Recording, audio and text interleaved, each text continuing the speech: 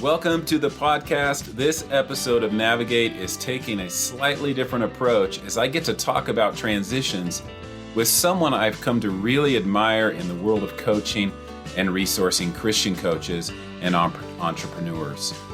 Her name is Teresa McCloy. Teresa is the founder of the Realife Process, which you're going to hear about today because Teresa and I actually partnered together to create this conversation for both of our podcasts. Teresa McCloy is the creator of the Realife Process, keynote speaker, podcaster, and a certified coach with the International Coaching Federation. Teresa partners with her clients as a coach, consultant, and professional speaker to forget being productive and do what truly matters. Through the Realife Process that includes the Enneagram Typology Profile, she serves clients to move from living with their hair on fire to discovering clarity about the life they want to live each day and the process to make it happen. Teresa lives with her husband Dale on their third-generation family farm in southern central Illinois. She still drives a tractor when needed and loves a great cup of coffee or long, lingering meal with friends. So join me today as I discuss transition with Teresa McCloy of the Realife Process. Tim Austin, it is so great to have you on the podcast and be able to have this conversation with you as we're going to talk about transition in our lives. But before we dive in, just tell us a little bit more about the real Tim Austin. Give us some scoop. It's great to be with you, Teresa, and I love talking about transitions, so this should be a fun conversation. I live in the Sierra Nevada mountains of Northern California. I've been living here with my wife, now empty nesters, just as of this year, going into an empty nesting season here and trying to navigate all of that. Our third child, our daughter, just left for a gap year mission trip to Costa Rica. The town we live in is a little town called Keynote, but the area is called Apple Hill, and it's known for everything apples. So basically there's apple orchards everywhere around here. And in the fall, we get all the visitors and all the tourists from the Bay Area and from the Sacramento Valley coming up to come to the apple farms and get things like apple fritters and apple pie and everything, apple donuts, everything apple. So it's a fun place to live here in Northern California. Well, that sounds like a fun place. And I know your wife, Eve, and you as well, as you are facilitators with our Realife Process program. And listeners have heard me talk about that on the podcast. We were just talking before we started recording about your wife's Eve office and the new area that she has there. And it's really tempting me to want to come to California. So now you've given me another reason why I need to come to your area. I saw her office yesterday over Zoom and it looked amazing. And then now you're telling me that there's this Apple thing going on. So I think I'm going to have to do a fall visit to southern. Are you in southern or northern? We're in northern California, which I've never been to. So that would be really fun. Yeah, which is night and day from Southern California. So, and this is still kind of new to us. I mean, we're native Northern Californians, but we spent 20 years on the mission field in basically two countries, Tajikistan and Turkey. So our last post was Istanbul, Turkey, where we lived for several years. And then we transitioned back to our native Northern California and landed here. And still our hearts are drawn overseas and all the work and connections we had over there. But we're enjoying this new season. And that kind of leads us to even what we want to talk about today, right, Tim, as your passion as a coach, as an ICF certified coach. You really work with people around this idea of transition. And you just mentioned several transitions that you've had recently, and then moving even from one post, as you call it, to another. And we know for many people, we're recording this in January of 2021. Been through a pretty difficult year this past year. Most people have. And for some people, the first of the year is all about transition, or maybe they have found out at their work environment that know they're going to be working from home for quite a few more months. And that's still a transition that they're adjusting to. So tell us more, if you would, about this idea of transitions in our life, and what are areas that we see, and what might we want to notice when we're in a season of transition. So it's interesting because transition can be talked about and looked at from so many different angles, from kind of the macro big piece of what's next and how do I process that and navigate this season of my life where some changes, big change is happening, or even in the moments. And some of that is a good, this time of year just kind of naturally lends itself to engaging with a process that helps us lean into the next thing. And so I think for me personally, I'll just share around some of the big transitions that have happened in my life over the last 6 or 8 years. So the first the big transition we made was as a family moving from Tajikistan, where we spent 16 years of life and ministry there, working and serving there in that country, to the country of Turkey, where we didn't know the language. It was a new culture. It was a huge thing. And then the next transition came after following 3 years in Turkey, I think your listeners can probably relate to this, just some internal sense of restlessness, some discontent, some things happening internally, like that were kind of clues to maybe this season of life and work overseas is coming to a close, and we're moving into something new. What does that look like? How does that, and so God is always preparing us for the next thing, even though a lot of it is just happening inside and so for me, I think some of the things I struggled with was on the desire level, just getting in touch with my desires. And I think that's a big thing for when it comes to change, especially when it's a big change, like a career shift or a life and ministry, big life and ministry changes, getting in touch with with our desires, giving ourselves permission to dream and brainstorm and think about what could be. That's hard to do because we don't always feel that freedom. I love that though, Tim, as you talk about that bigger desire and something you said a little bit earlier, the macro transitions. Mm-hmm. And then I would assume the micro, small little things. As you're sharing about, some of these transitions for you that were macro transitions, and that internal discontent, for someone who's might be in a macro transition or even considering it, listening to their own desires, taking notice of their internal discontent. Can you give me some ideas of what do you do with that? Like, what did you do to hold space for that discontent and then the noticing of those desires? Any ideas or thoughts around that for people that might be right there in that macro transition? I think what you just said, holding space, creating space for a reflection and getting in touch with what your desires are, what's important to you. So for me personally, I began to write things down. I'm not a big journaler. Me neither. So there we go. Yeah, I didn't necessarily journal, but I began to write things down, themes that I began to. And I also had a personal coach at the time when I'd been going through these big transitions, and that really helped me create space to process some of the things I was wrestling with in terms of my identity, my purpose. Who am I if I do choose to take this next thing, or if I do choose to move into this next thing? Who am I then? What's my purpose? And so. Just being able to process that with somebody, also write. That's the time during my first big transition of moving from overseas when I started a blog, and it really was just a therapeutic for me to be able to write it out. And then I said, well, I might as well post it, see if it could help somebody. As we work through our own things, sometimes it is that therapeutic, and we end up creating content or writing a book or doing whatever around it. As one of our facilitators of the process, you and I were actually on a call together this morning in kind of the group meetings that we have each week. And we talked there even about the value of community, and whether Right. that's one-to-one community, whether you're working with a coach, a spiritual director, a mentor, consultant. There's lots of different types of people you can work with.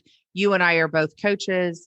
We love that process of that forward look, but having someone in a macro transition, especially that you're processing your thoughts with, those internal desires and even the discontent piece, a Yeah. safe space. Tell me more about the value of that, Tim, what you've seen even as a coach and then as yourself walking through it. For me, a lot of it was focused around redefining what calling means and vocation means. And I think that's really when it not exclusively, but it is often something we who have been in full-time ministry, whether that's missions or pastoring, some kind of what we may call full-time ministry, wrestle with, and in terms of what is calling. And it really began to help me as I began to process some of this and allow that in that space for God to meet me there, was to really come to this place of, hey, it's not the calling and the vocation, it all remains, but there's different expressions of that.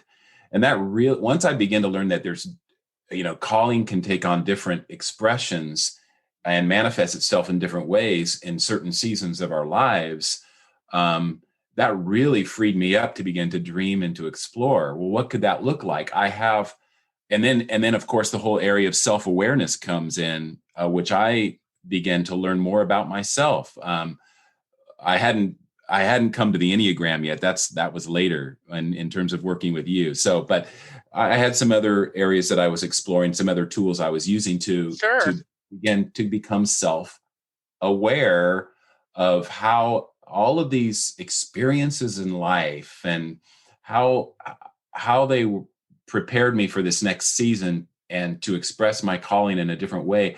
I like to think of it in terms of preparation also, like to reflect on kind of this whole idea of we have and the character of Joseph is a really great example of this, how there's inside preparation seasons, and then there's outside preparation seasons. So that meaning like where I feel like, you feel like, man, this is hard and I'm not really functioning in all of my skill sets here. And this is really, really difficult and challenging, but I have to do it. And yet, even in those times, God is preparing us for the next thing. And yes. Then when we feel like, then there's other times we feel like we're in our sweet spot and we're inside there in that sweet spot of really expressing ourselves and our gifts, and bringing our best self as the Real Life Process talks about to the world. That to me was a really rich, fertile ground for processing transition. And I love what you're saying there about the inside and the outside, because many times when we feel ourselves moving into the inside and we're wrestling with those internal desires and that discontent and all of that, many times that is leading us to some sort of transition. It can be something, and it might be 6 months, a year down the road, but it starts to stir within us. And it can be something simple, or it can be something life changing, career changing, whatever it might be. Here at the process, we kind of divide things into knowing your real self. If you imagine a triangle, right? Knowing your real self, living your real life is in the middle, and then real work is at the top of that triangle.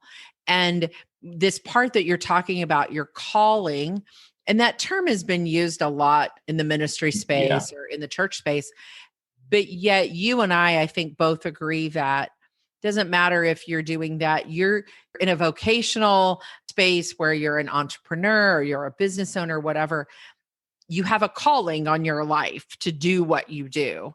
But when we move into sometimes a different transitional pull and that stirring starts to come, that is a difficult space to say, It is. is this still my calling, or is my calling shifted? And I'm shifting. And you mentioned at the beginning, you're moving into empty nest season. And seasons of life, I'm in that season as well now, as I'll be 60 this year and our daughter's getting married, and transition, right? They can be personal, they can be professional, and those all bring with them a new season. So our seasons of life have some to do with these macro transitions that we're talking about as well. Share with us the transition you just recently walked through and kind of some things that came up for you as you were walking in that transition. Yeah. So when we came back from overseas 6 years ago now, it was really kind of this blank slate. I mean, we had both, my wife and I had desires. She's a marriage family therapist, wanted to start her own practice. That is happening. I wanted to move more into full-time coaching with a big focus on missions and ministry coaching.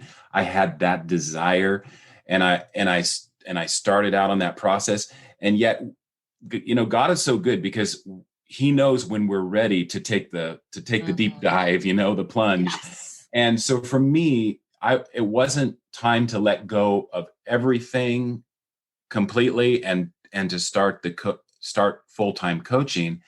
So He graciously opened a door for me to come in as the executive pastor in our local church for, it was about almost a 4-year time period. And I just wrapped that up.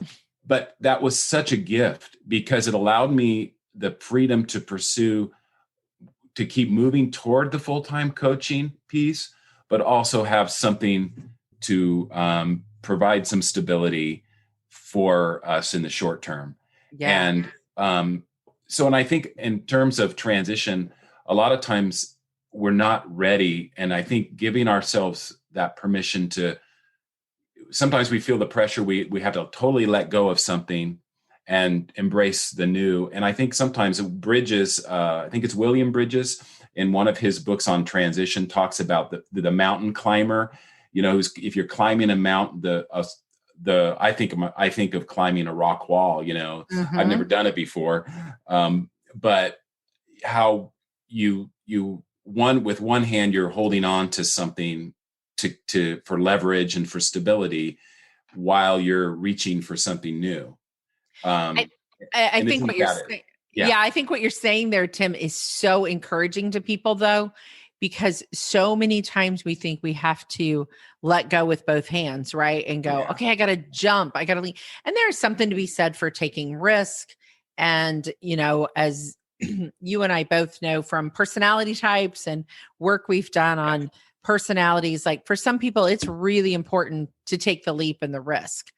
But for other types, as you say, kind of holding on, and you were provided, God's provision for you was an opportunity to be in this executive pastor role while you were building your training, while you were getting established back in the United States, building your community online and locally, all the things that you needed. And I think that's encouraging to people listening to the podcast, for you to say, transition doesn't always mean cut your ties, move on, don't look back, all of that. It can be a long-term thing. You might know that in 2 years, 3 years, you have a goal to do something, but what does it look like to get there from now till 3 years from now? That's some of the work we do as facilitators of the process, as creators of the process, is help people set those short-term kind of projects, is what we call them, to get them where they want to go, whether that's into a new career, whether that's growth or development. And I'd like to transition just a little bit, if we could, because I think you really set us up well.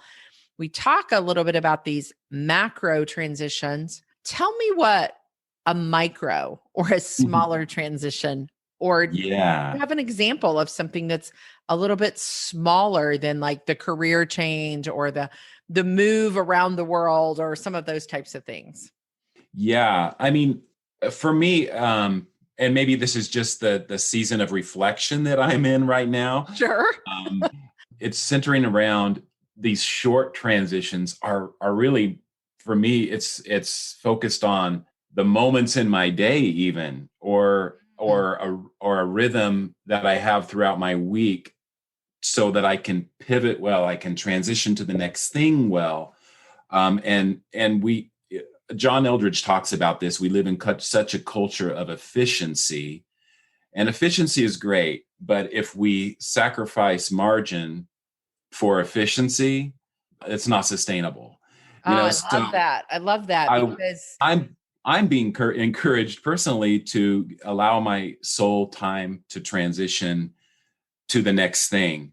Believe that in between times are God's invitations, providing an opportunity to transition well, to be attentive to my own soul and what I need. If we're not aware of that, those little moments can pass. But just to pause, I'm learning just to pause and to thank God in the moment, to be there in the moment, to be more present, to even say, what are you saying in this moment, Lord? But it's helping me to just kind of, and those are really micro transitions, right? Just right. But I love what scene. you're talking about, because again, as we work with the process, one of our steps is step number 3, where we set up that calendar, right? Yeah. We put margin in our day. I'm so with you, Tim, as we can pack our days so full, so efficient. Yeah. And I think as we bring this very present to how all of us are living right now, so many of us are doing online space, working from home, maybe not having as much transition to and from work and all of those, that it's like, wow, I can get so much done. I'm not driving 3 hours a day or whatever it is. And we pack too much. And so having that margin, we often call it white space because that's kind of how it shows up on your calendar. Having that margin, whether it's 30 minutes between appointments or time to actually sit and eat lunch, right? Or go get a cup of coffee and walk around the block, or any of those types of things where we're just present to our own self and our own self-care and soul care, but then also can be present to what's next and who's next that we're going to be with. Such important to think about how we transition, from one thing to the next within our day, from maybe our quiet time into the work time, from the work time back into the evening time, how we're allowing our head, heart, and body, as we look through the lens of the Enneagram, to make those transitions. So thank you for giving us that macro and how you work with people around both things. How you communicate the idea of transition around both things, because I think that's really important. I'd like to ask you one more thing before we kind of wrap up and explore this just for a little bit too, Tim, of the idea of sometimes we're in these, probably this is more back to the macro, but we're in these transitions and we kind of run into some roadblocks along the way. We get stuck. Sometimes is the term we use as coaches, right? Yeah. What are some thoughts that you have around how people can kind of continue moving forward in their transition, in their dreams, their desires, around those transitions? Or what are some ways that when you got stuck, maybe out of fear, maybe out of anxiety, maybe out of reaction, overreaction, whatever, what are some tools, maybe, or tips you might give us for those spaces? Yeah. I think for the especially big transitions, there's a lot of uncertainty that goes along with that embracing that uncertainty. I guess I'm trying to think how to say it. I think it's important to normalize this uncertainty in transition seasons, because we often think, am I the only one who feels a lack of purpose or doesn't know which end is up here? And, just to normalize it and say that's such a common theme in big transition seasons, uncertainty. And then not only come to the point that just to recognize it, but then also to leverage that and say, okay, how can I embrace this uncertainty and leverage the space maybe even just because of COVID, there's more space in this season of COVID for you to leverage that uncertainty and turn it into something positive. So ways we can turn it into something positive, and this all can be either be roadblocks or opportunities, I think. And one of those ways is greater self-awareness, working on, I call it design. We can go through long seasons without really tackling that, issue of who am I? And that comes up in transition, and then uncertainty around that. So self-awareness, the Enneagram, other tools that are helpful. But I'm loving exploring the Enneagram now since I've started my training with you, Teresa, and have become a facilitator of the Realife Process. I'm loving exploring that. And so being a little bit transparent here, even as we've worked together, I know we talked about this on some of the calls that we've done together, is one of the things for you as a type 9 on the Enneagram, a 9 that brings peace. 9 represents kind of that peaceful space within the Enneagram circle.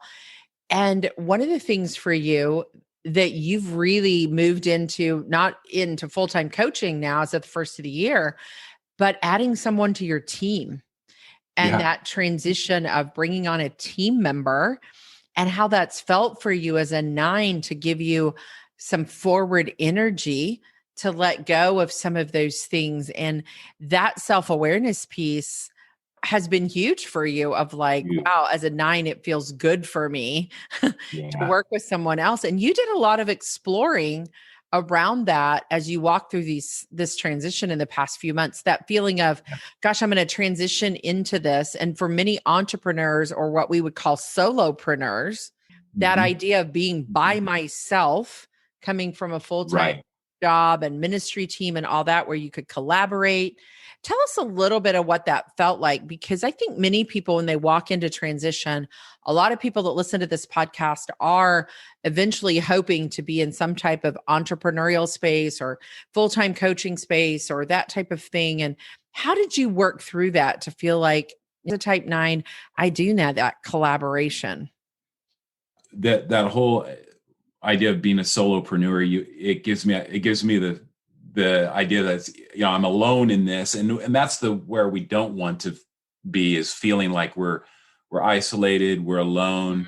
It's all up to me, And I think I don't know if that's part of my 9, but it's certainly a part of my makeup, where I tend to invest a lot in the details and get in the weeds, in terms of the prep work and the admin and all of that, and maybe a little bit of perfectionism there. So I can get so caught up in the weeds that one of my words this year, Teresa, or my word for the year ahead, is create.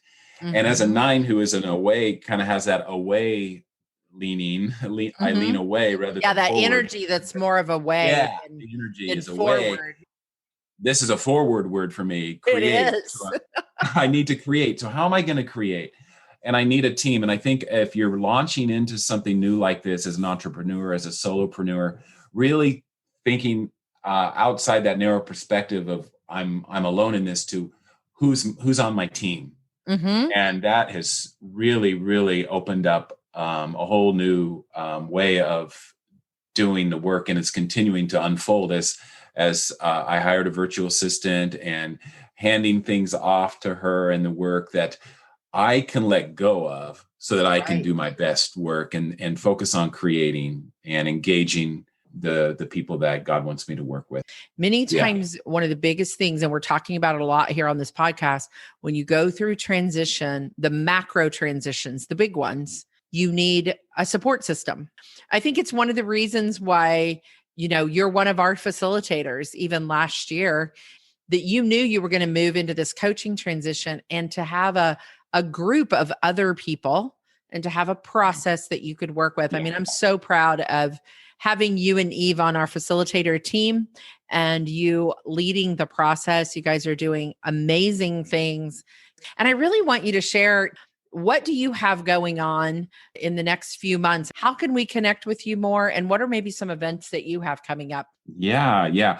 Well, I'll just say, Teresa, community and connection is so important to have that as part of your team, and the real life process and being part of this community with you and the other facilitators and the other ones involved. It's been such a life-giving thing for both my wife and I. And thank you. And yeah, even if I hadn't become a facilitator in the process, I would still want to be part of this community because of the life. Yeah, it's a great group of people. That's for sure. Yeah, so many things, life, energy, accountability are there built into that system and that structure. So grateful for that. And we're moving into new things. And speaking of creating space, now that I'm moving into full-time coaching, I'm able to, this year is going to look different, my wife and I are going to be facilitating 2 or 3 retreats throughout the year. The first one coming up is on Valentine's weekend. So I think that's the February 12th, right around in there, that Valentine's weekend here in Placerville, California, in Northern California, in the area we live. It's going to be a close, intimate couples, actually a real life process retreat for couples. We're going to gather at a historic, it's actually the building, it's an old Victorian style home where my wife has her office. It's got a great place for us to hold the retreat. So it's a very beautiful area of Northern California, and we still have space for several more couples to join us for that. And then we're also projecting one in May and maybe down the road. But this one coming up is what we're really excited about. And then just other ways to connect is just, I think the main ways are just through my website. Go live on the website. You can look there at EncompassLifeCoaching.com. So EncompassLifeCoaching.com is the website for Tim. You can find out all of his upcoming events. Definitely check out if you're in his area or you want to travel and you want to travel in, drive in, whatever, the Valentine's weekend that's coming up here in just a few short weeks. And they're going to be walking through all 4 steps of the real life process as a couple.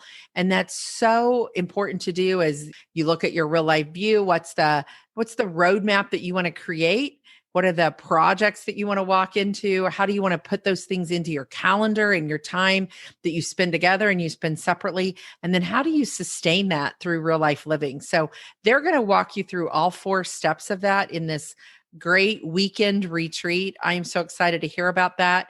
You can check it out on their website. Or if you're in a season of transition and you're looking for a coach who can not only walk with you through transition, but also help you in that forward thinking, using some tools in the process, using the Enneagram, Tim would be a great person for you to connect with and work with as you work, whether it's micro transitions or even what we talked about in those small, the big transitions, the macro transitions or the micro, and everything in between. And everything in between.